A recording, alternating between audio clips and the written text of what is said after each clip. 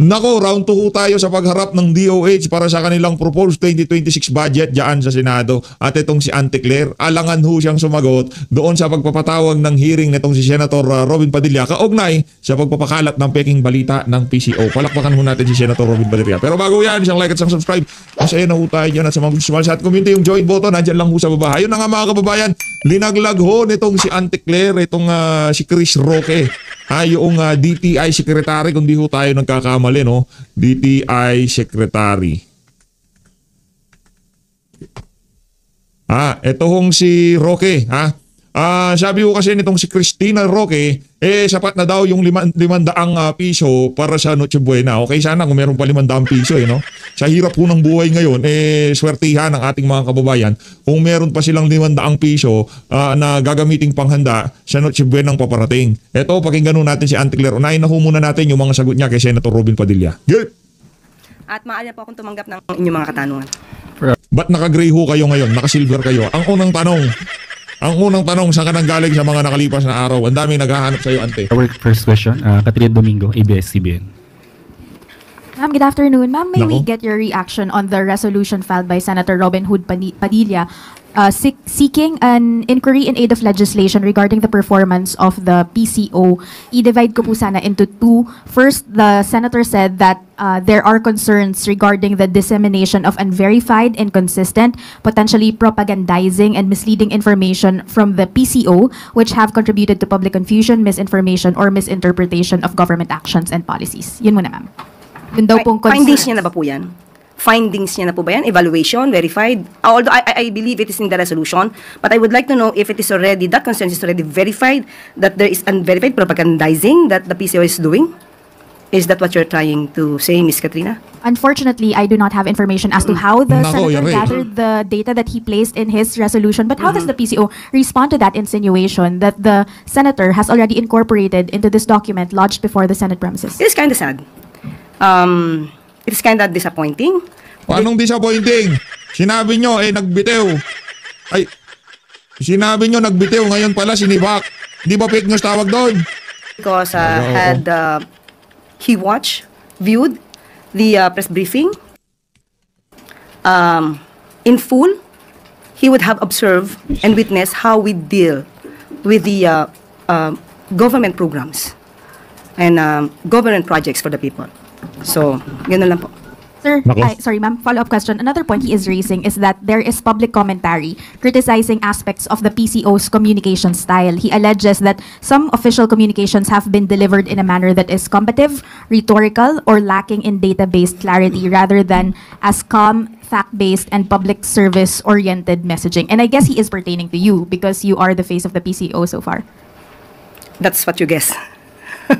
Well, anyway, sino po? I would like to... Ikaw naman si Auntie Claire naman, no? Ikaw lang naman nagsasalita. Ikaw lang naman daldal ng daldal dyan. Bawat buka ng bunganga mo, puro Duterte kayo, di ba? Puro, puro nagdang administration ng birhada mo, eh. Ano bang ginawa mo dyan kung di atake ng mga Duterte? Quote, the statement of Secretary Dave Gomez. That resolution, we welcome the filing of the resolution according to Sec Dave Gomez. Full cooperation ang PCO upang maliwanagan at matulungan ang Senado sa kanilang trabaho. Yan. Last from my end, what do you make out of Senator Padilla's recent rhetoric with regards to the PCO? First, we all know na he presented an audio clip alleging na ikaw po ay nakipag-usap sa isang troll, and then now we have a resolution seeking inquiry in aid of legislation against the PCO. Well, I guess as a senator, he should also provide proof, pieces of evidence to what he is, I don't want to say accusing, telling us some kind of negative on the part of the PCO. Maraming salamat. Ivy Reyes, Billionario. Good afternoon, Yusek. Former DOLE Secretary Silvestre Bello said he was removed as MECO chief because he declined an offer to run as congressman. He declined to offer to run against Congressman Ungab of Davao's 3rd District in exchange for 1 billion pesos and an assurance that he will have a cabinet post in case he loses the election. Have we heard from the president about this? I talked to the president personally on this matter and he said, it's a lie. It's a lie. Wala naman. Lahat ng inaakusa sa mga bangag na yan, it's a lie. Kayo naman, oo. It's a lie yan. And ma'am, may we know what's the reason behind Bello's removal from MECO?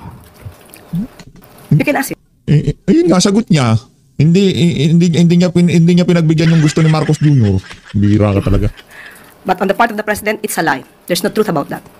And speaking of cabinet positions, ma'am, may updates po ba sa cabinet revamp or reorganization natin?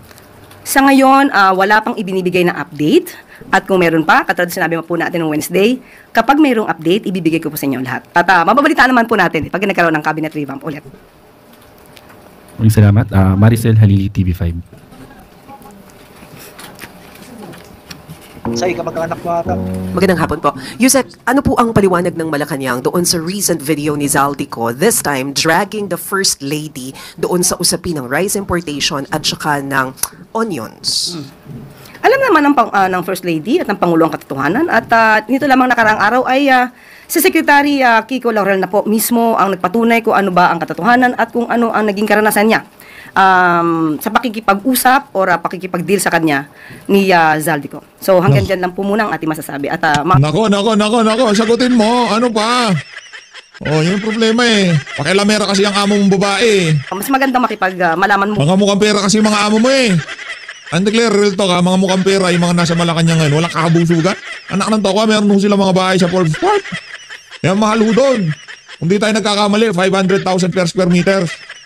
Muna lahat ang katotohanan mula kay Secretary Kiko Laurel. Pero Yusek, what was the reaction of the First Lady when she learned about the recent accusation of Zaldico? Kilala po natin ang First Lady kung paano mag-react sa mga ganitong negatibo na mga balita, mga kwentong walang basihan. Magkikibit balikat lang ang First Lady, alam natin kasi at alam niya kung anong katotohanan. At yun, may mga taong nagtatanggol at nagsasabi kung ano ba talaga yung nangyari. Does the palace find this concerning or alarming considering na ilang videos na po yung nilalabas, inuunti-unti sinasama yung first family? Makikita na naman po natin kung anong talagang motibo dito eh.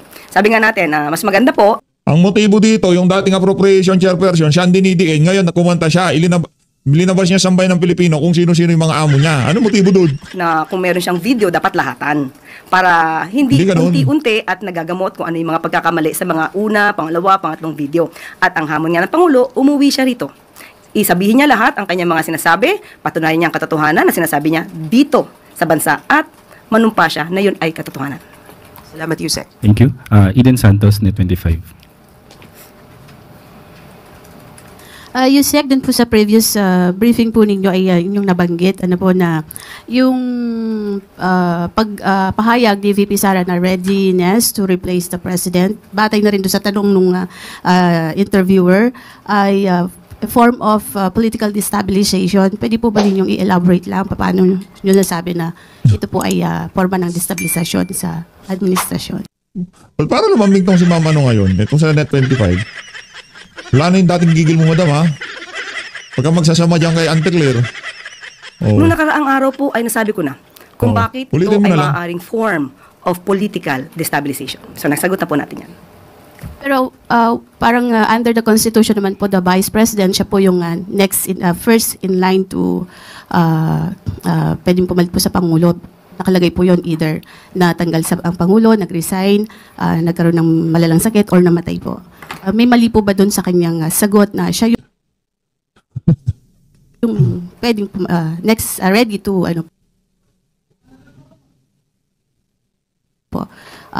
replace the president? Iba po ang sinasabi ng konstitusyon. Tama po na siya po ang next in line and succession kapag ka po legal ang pagkakatanggal at pagkaka-remove sa Pangulo sa pwesto. Iba naman po yung nag-a-anticipate at sa gitna ng mga Mag-a-anticipate naman. Anong mag-a-anticipate? Ang tanong sa kanya, handa ba siya kung sakaling mag-resign tong si Marcos Jr.? Sa totoo, handa siya, pero hindi niya ina-anticipate. isigaw ng kanyang mga kaalyado o ng mga supporter na bumaba ang Pangulo sa pwesto. Ang daming kaartehan ni Anti-Claire, oo. Thank you. Reminder lang po, one question. Nakagigil ka na, ha? Next is Chris Jose Remate. Good afternoon, ma'am. Ma'am, next week po, December na, ilang tulog na lang, sabi nga nila ay Pasko na. Pero ma'am, may sinasabi po si DTI Sec Roque na kasya na raw ang 500 pesos para makapaghanda sa Noche Buena. At ang sabi po niya, and I quote, kung tutuusin, 500, makakabili na kayo ng ham. Makakagawa ka ng macaroni salad. Makakagawa ka rin ng spaghetti. Depende rin po yan kung ilan yung kakainin. Hindi naman siguro pwedeng pagsabay-sabayin. Pwede isa. Pwede ham. Grabe naman yun. Ham, spaghetti, 500 piso. Baka, di kaya adik yung nagsabi no? Nakatawa, paano pagkakasya yun? Siguro, meron namang murang ham. Pambira, oh. Meron, di ba? Yung per shape, mura lang yun. Well, anyway, hindi ko po yan masasagot sa ngayon dahil mismo po, Nako. ang DTI sa Nako, ating nako, pagkakalam nako. ay magkakaroon din po ng scheduled press briefing. Yan. Ngayon, kung di ako nagkakamali, 1 o'clock. So, doon mas maganda po na mas maliwanag po niya kung ano po at paano niya makukompute yung pagbibili ng ham sa halagang 500 pesos. Baka dalawa nga po mabili sa ganun. Pero ma'am, sa tingin nyo, kasya po ba ang 500? Personal ko, kung magkukompute ako, kung bibili ako ng 1 kilo na ham na mumurahin, hindi yung may brand, pwede. Ham lang. Magnonon si Buena ka, ham lang. Walang keso, walang tinapay, ham lang. Tapos si spaghetti. Depende kasi. Depende yan eh. Kung anong bibilin mo. Ano ba ang balak mo? Kasi di ba may nabibili naman na nakapack na yung pang chop suey. Mura lang yun. Tapos bumili ka ng bihon, toyo. Nakakatawa ha. Pero ma'am, tama po ba na dapat pagkasyahin yung 500, lalo na po ngayon na nakaranas po ang bansa ng kalamidad?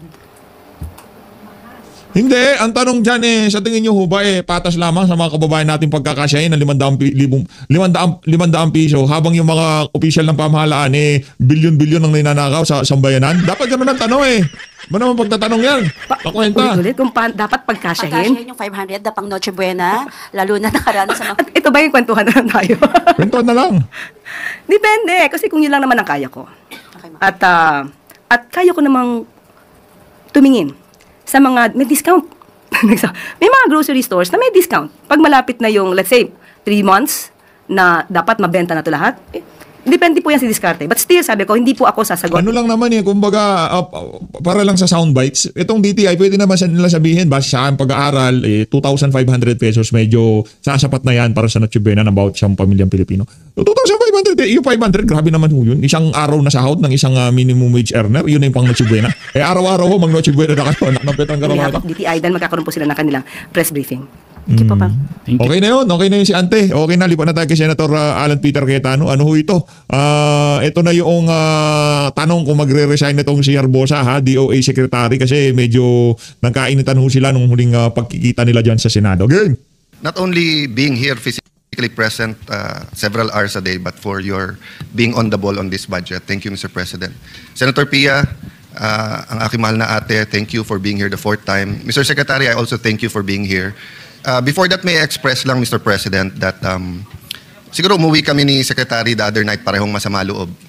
But ako, hindi lang masama ng loob sa iyo, sa DOH performance mo, but sa sarili ko rin, because I am here to express not only the aspirations of our people, but also yung frustration. So if I was in any way disrespectful, that wasn't the intent. Siguro nga kasi sa budget hearing lang, so I won't elaborate kasi hindi ko naman alam mangyayari ngayong hapon.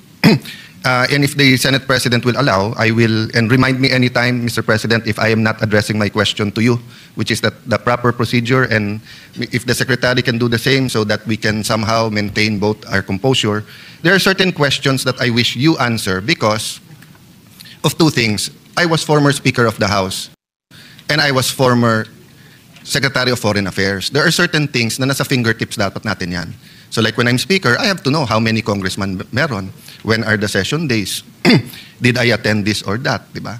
But of course, if it's statistics, if I ask you certain things about the vaccines that obviously shouldn't be at the top of your head, just ask permission, may my staff pass me a note or anything. In fact, Senwin, diba, nung bata tayong congressman, may index cards usually in departments Tapos iaabot yun sa secretary. But again, diba, for example, kung sobra ang delay every year ng procurement, you expect the secretary to talk to the back or to the USEC in charge to know it. Diba? So kung may isa kang vaccine na delay o yung flu shot na delay, patatawagin mo sila to explain, I'll accept that. Pero kung 2-3 years na parating late, wala, delayed, and then hindi natin masagot, I'm not saying hindi nyo masasagot. Of course, I'll ask you. I don't mind you having a computer. Obviously, you prepared today. But there are certain questions that are there. No? So, Mr. Secretary, siguro din para if it's a yes or no question, please give me a yes or no. Then you can explain. Now, if it's not a yes or no question, just tell me that's not a yes or no question. Because by training, I am a lawyer. So, kung hindi tayo mag-agree, for example, kung totoo o hindi yung no billing, I will ask you preliminary questions to lay the basis. Totoo ba na ito policy? Yes, or kasi kung hindi yun ang policy, then no. Kung yun ang policy, yes. No? So anyway, Mr. President, with your permission, with the permission of the Secretary, we had, and of course Senator Pia, we had a long discussion last year on stunting. And he even came to see me in my office, and I honor you for that. At sinabi mo mga may bagong programa, we will have some progress next year. And paulit-ulit ko sinasabi yung sinabi ng isa sa pinakamatalino. Tingin ko hindi man siya pinakamatalino dahil si Solomon ang on record na wisest, but isa sa pinakamatalino sa ating mundo ay si Einstein. At sabi ni Albert Einstein, kung paulit-ulit nating ginagawa and we expect a different result, that is insanity. Or some sa Facebook say that's stupidity. So I don't want people to call the Philippine government, the Senate, the DOH as stupid if and in this case sa stunting hindi lang DOH to, this is a whole of government approach dapat. Pero kailangan may timon. Happy birthday ho muna dito kay Justin Tulang. Mega love shoutout. Happy birthday sa iyo. Nakita ko lang. So hindi pwedeng several years na almost 30% of our people, of our children are endangered of stunting. Tapos we just say nagdagdag pondo here o ganyan. So gusto ko lang sanang himayin yon. So I'll give you the first chance, Secretary. Mahaba-haba ho ito, mga kababayan. Say what you want about stunting and how we're addressing it, please, sir. Thank you, Mr. President. For our stunting rates, when I came in, it was a very high 27%, and we're trying to lower it to at least 20%, 19%. The latest statistics show that we have some success. What we have done, what my predecessor has done, was actually to take on a World Bank loan called the Philippine Multisectoral Nutrition Project. It was a pilot project to use digitalization and to use different sectors, DSWD, DA, DOH, to actually address the problem of stunting in the Philippines. So that project is about to end. We are actually proposing a continuation of the multisectoral project. In fact, that project, nanganak na po, meron na rin yung Zero Hunger Coalition, yung DSWD. Kapartner po namin ang DSWD, Mr. President, in trying to lower stunting rates. So, ang idea here is that the Department of Health is able to address the people that are the children that are from the time of the womb, the first 1,000 days, all the way to 2 years old, magkaroon na sila ng proper feeding. So yung buntis pa lang, binibigyan na ng proper nutritions, micronutrients. So pag lumabas yung bata, mabigay lahat ng bakuna para hindi sila magkaroon ng sakit at lalong pumayat. And then dinagdag na rin namin yung programa on water, sanitation, and hygiene, because many kids, even if they're given proper nutrition, they end up with chronic diarrhea, which also leads again to stunting and weight loss. So yan po, in-adjust yung Mr. President, yung ating ginagawang programa for stunting in the Philippines. Yes. Mr. President, of course, I recognize yung any success. No? I mean, hindi to parang sports na parang dati talo kami ng 30 points, ngayon talo na lang kami ng 20 points, talo ka pa rin. Dito, kahit hindi statistic, every single mother, every single child that is removed from the list na endangered, we appreciate that. No? Having said that, syempre, titignan natin kung may programa talaga that will get rid of or beat the stunting. No? Before that, Mr. President, I'd just like to acknowledge also Dr. Edwin Mercado and thank him for patiently going through with my staff certain things, making us understand better the process, and we'll go to that later, Mr. Secretary, yung PhilHealth. No? So, Mr. Secretary, linawin natin yung statistics sa stunting para klaro sa ating mga kababayan. So, yung endangered na stunting, ilan %? Or what are the categories of the statistics? Meron yung tinatawag na prevalence po, di ba? Mr. President, we have the prevalence of stunting among children under 5, and this is a study all the way way back to 1989, wherein we had figures as high as 44.5%. Today, it's now 17.9% stunting. So that's from what? My statistic I'm sorry, is 23.6. 23.6. Then 23.6. So the projection is to 17.9 by 2028 by the time. Nakakalungkot ho yung naging decision ng ICC sa interim release ni dating Pangulong Rodrigo Duterte. Actually, tinigil ho natin tong video na to, tapos dito ho lang natin itinuloy. Pinanood ho natin yung video na naka-upload dyan sa pagdinig ng ICC dun sa interim release ni Tatay Digong. Sobrang nakakabasag ng puso. Walang yata talaga tong adik na to nung ginawa sa Pilipinas. Binaboy ho niya. Administration ends. That will be great if that happens, no? But that's why we are asking questions now so that pare-pareho tayong may confidence that yun yung trajectory, no? So yung prevalence, please define. So kasi yung endangered potential, klaro yun, di ba? So kung sasabihin mong 80% of smokers we know what that means, no? So in my readings, between 30 to 33% of Filipinos are endangered. So I guess it's also the environment, poverty, di ba, malnutrition in the area, di ba? Pero malayo naman yung statistics ng prevalence dun sa potential na ma-stunt. But of course, we still have to look at yung potential kasi parang 4Ps lang yan eh. Correct. Naka-recover na, pero nagkaroon ng baha, nagkaroon ng bagyo, nagkaroon ng sunog, balik to square one yon, di ba? So pag sinabing potential, let's say, kung ang barn halimbawa, gumaganda yung health, pero God forbid, magkagulo, babalik na naman yung rate nung stunting, no? So, sa pag sinabing prevalence, anong ibig sabihin? Yun na yung stunted at that time or what? Yes, Mr. President. Pag prevalence, it's the number of kids that are stunted. So pag sinabing 23.6%, so all under 5 kids, meron tayong 2 out of 10 kids na stunted. Since I'm not a doctor, but you and Dr. Mercado are doctors, respected doctors, tell us a little bit about stunting. No? What is it? And then at what age nagiging irreversible? And when you say irreversible, is it both the physical or pati sa mental? That's correct, no? So, inaral na rin to nung EDCOM, I think a committee that was created, a commission that was created by the Senate. So the problem of stunting is not only physical. So stunted, we have kids that don't grow very tall, no? So we have people in the remote provinces that are only up to 4'11" or even 5 feet, and they're adults already. But the real impact on stunting is really brain stunting. So the brain develops at a younger age. So it stops growing after 6, 5, and 7 years old. So if we're unable to grow the brain to the proper size, nagkakaroon ng learning difficulties in school. I think the EDCOM was trying to study the root cause of why we have learning difficulties and that why we were lowest in Southeast Asia in the cognitive. So yung cognitive is the learning capability. So if the kid is stunted, the brain also doesn't develop, Mr. President, and then of course the brain becomes smaller. So it's not the physical height, it's like the outward appearance na yung bata stunted. Problem is, naayos ba yung brain development niya so that even if we give them education, good public primary education, hindi natututo, they have difficulty in school. So yun yung bigger impact why we as a government needs to address stunting. So some call it linear growth failure, no? Or sa Pilipino, 'di ba yung well, is there another word for bansot or pagbabansot sa in our Filipino language? Bansot is the term for stunting, yeah. So and basically it's a linear growth failure.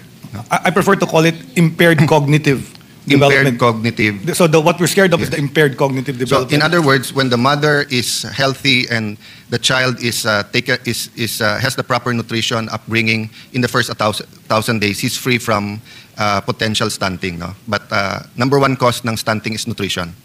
Yes, both the actual nutrition of proteins, carbohydrates, and fats, but also micronutrients like iron, folic acid, which also allows the brain to develop. Which over the years, as you said, 44%, that probably 60s or 70s.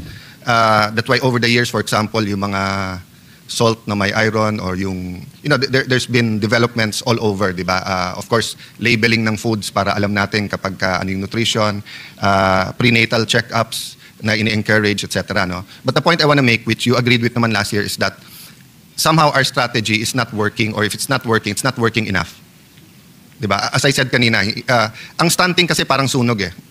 Either napatay mo o hindi. Diba? Kasi yung sunog, pag sinabi ko sa iyo, 50% napatay na namin, that's good news. Pero pag hindi mo napatay yung other 50%, lalaki ulit yung sunog. So ang problema sa stunting, if it's that big, 30% ang endangered, 23% ang stunted, At what age pala, sir, does this become irreversible? About 6.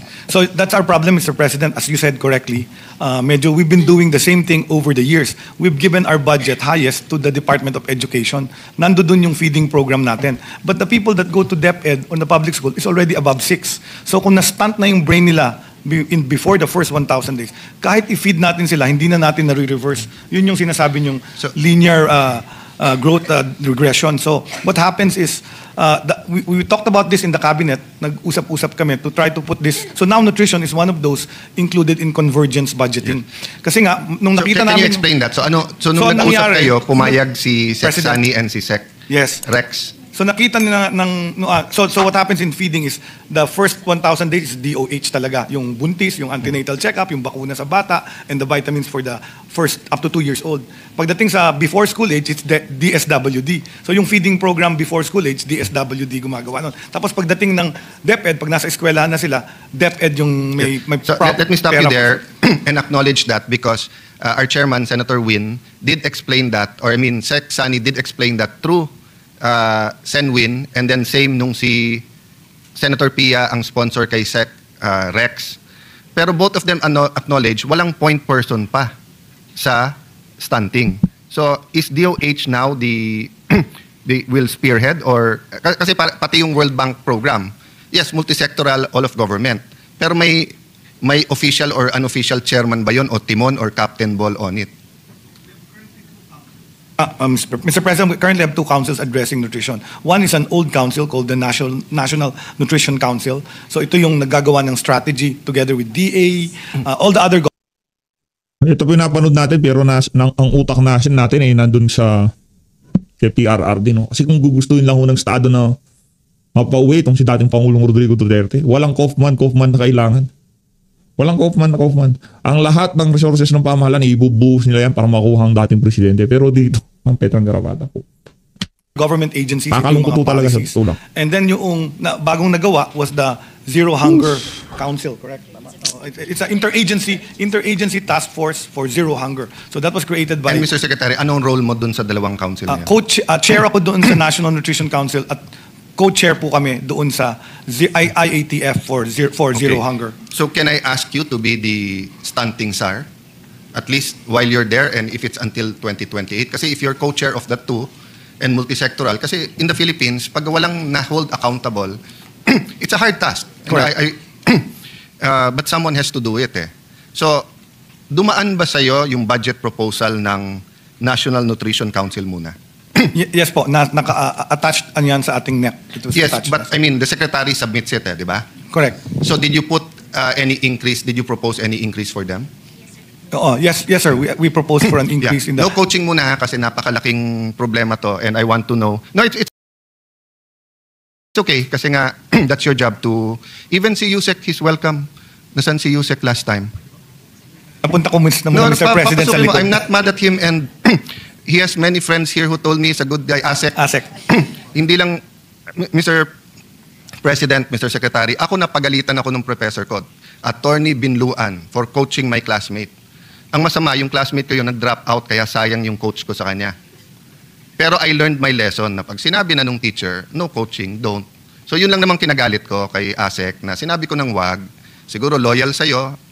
I had that kind of Asecs. I hope my staff, but listen to each other tayo. So he's welcome and he can join you dyan sa harap. I'm not, he's not banned from the Senate and everyone is saying he knows his job. So going back, sa tier 1 nyo ba nilagay yung increase? Yes, Mr. President. And more or less lang, or sige, you can tell the Secretary, magkanong hiningin yung increase for the Nutrition Council?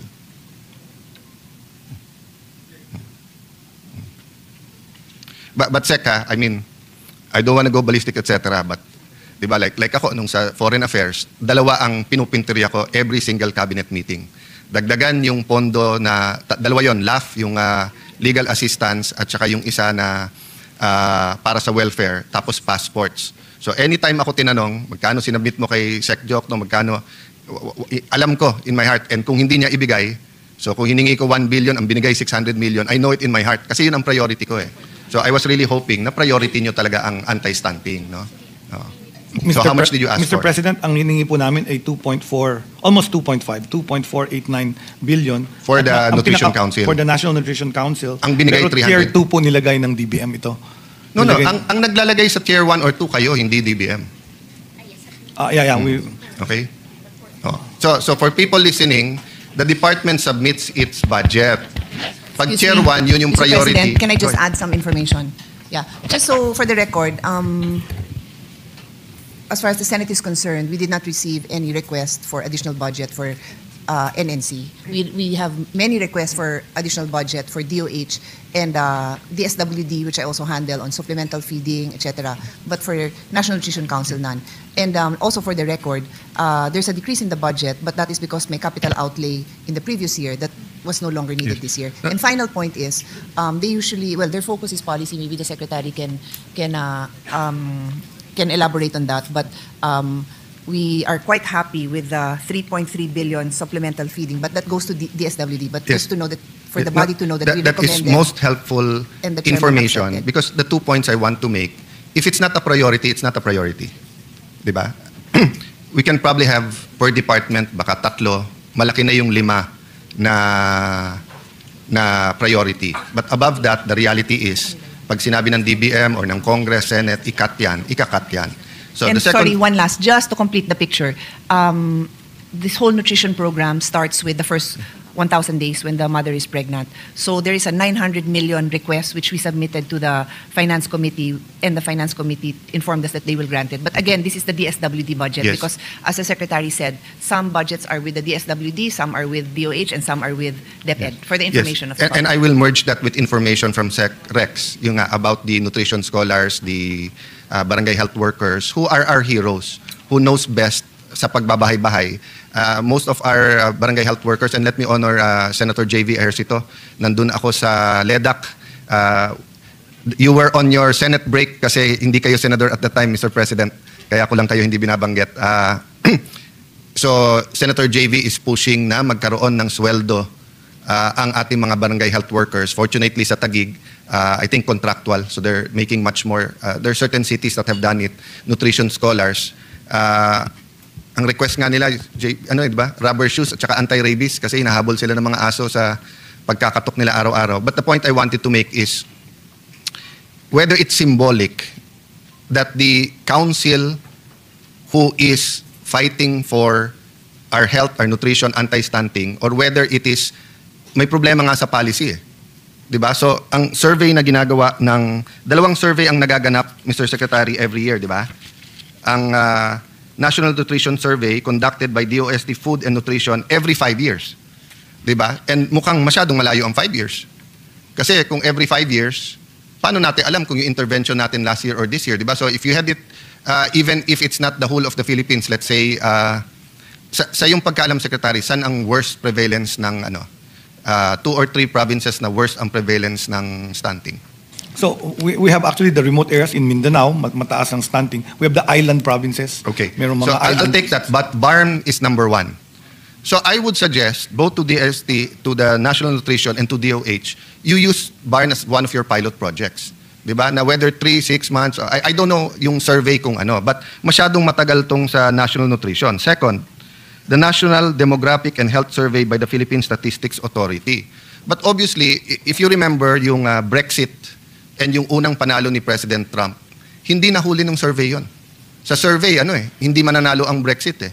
Sa survey, hindi rin mananalo yung si President Trump nung una. So obviously, garbage in is garbage out. So this is not garbage. But I'm saying, if this is gold, baka may mga diamond sa survey na hindi natatanong eh. So for example, yung isang diamond na si Sec Rex at saka si Sec Sani ang nagsabi, aside from the EDCOM, is that it's really 0 to 11 months and then 12 months to 2 years. But yung isa din nilang sinabi is that how do you get to the mothers? Diba? So sa policy ba, because you're chair, so how many meetings does the National Nutrition Council have in a year? We meet quarterly, Quarterly. Mr. President. Yes. And you attend all of them? Yes, I chair all of them. More or less? Or More or less. More or less. There are How many times- times have you traveled since you became secretary? Last year, 11. And the year before? The year before, 23, I think 6. And then this year? This year, ilan? I forget. And when you travel, how long are you out of the country usually? A few days because I only attend the meetings. But itong last budget hearing, sabi ng staff mo, 2 weeks? Or 2 weeks yung conference? No. I went 2 weeks to yung conference. I went to a parang 2 weeks. WHO regional meeting. Which was and it was 5 days 5 only. days, okay. So the travel time was 1 And day that travel usually doesn't interrupt your chairing PhilHealth or National Nutrition Council. We scheduled the council meetings when I'm available. How about PhilHealth? Have you attended? Yes, I always attend the PhilHealth. Okay. So you're familiar with Yes. their ano. So can you tell us in a nutshell anong change in policy ang sinasuggest ng National Nutrition Council? Then we'll go back to the budget. Well, What is the 1, 2, 3 or one thing or 1, 2, 3 things that they want to change so that we can have an impact sa anti-stunting? Dalawang pinag-uusapan doon. One is the Tutok Kainan program, which is a program that they implemented. It's that they implement through the barangay nutrition scholars. So ito yung making sure that the Pinggang Pinoy is implemented in Mr. the President, communities. Secretary, can I interrupt while you're talking Yes. one by one? No? So in that, how much money do we have for that program and who's implementing that? Yun yung Mr. President na requested namin na tier to about 2.3 billion Okay. to implement the program. And then under the council yon. Under the council, but personally, I prefer that the feeding programs or the nutrition programs be in the Bureau of Public Health because that's where the nutrition program is. And the council is really just like a board. It's And the different agencies, DA. I understand. Oo. So parang PDEA versus yung Dangerous Drug Board, Correct, yung correct. implementer, Oo. yung PDEA. Okay, having said that, ang barangay health workers who are mostly volunteers at nutrition scholars, of course, are under barangay and the city. LGU, yes. But may supervision ang DOH? Correct. So we do training for them. We do, like for example, So is yung- that under the regional director? Yes. Well, they're under the LGU, Yes. but we coordinate through regional. We also have regional council, regional nutrition areas that actually support them. Okay. But our RDs actually do. The reason I implement ask the you, I'm program. trying to figure out what to recommend to Senator Pia and Senator Win, because if you have the money sa DepEd, you have the money sa DSWD, you have the money from World Bank here, pero yung accountability magulo, baka Senator Win, we can propose, let's say, the top 3 or top 5 na most stunted, ilagay natin lahat sa ilalim ng public health just for 1 year to see nga if it makes an impact and a change. I think the highest is BARM, 34.3%. Prevalence to ha, prevalence. Senator Robin is here and he's been championing this. Senator Robin is a man of peace. Sa sine lang yung bad boy, pero dito good boy yan. But you know, I was telling him kanina, can you imagine, Mr. Secretary, if you're 5-6 years old now at stunted ka, then at the time you're 20 years old, you're functional except stunted, nabasa mo to, tapos lumaki ka, you were 3 years old, 2 years old nung Marawi siege, tapos ganyan nangyari sa'yo, baka magrebelde ka. Diba? So, if we do not address the so many injustices in Barn, and then 1 out of 3 are stunted, then makikita nila ang, halimbawa, ang Central Luzon, nasa below 20%, below 20%, di ba? Parang, bakit kayo pinapaboran doon? Which is not the case. But then, if we don't do an intervention now, ganun mangyayari. Soc-Sargen, 33%, Zamboanga Peninsula, 31%. Ang layo, Ilocos Region, 16%, Central Luzon, 16.1%, Cagayan Valley, 16.6%. So kung Metro Manila ang 16 mo, the money is all here, the hospitals are here, the head offices, it's understandable eh. But if we can do this in Ilocos, Central Luzon, and Cagayan Valley, I think we can lower the prevalence rates in BARM, Soc-Sargen, and Peninsula if we really put our acts together. So my question nga, Mr. Secretary,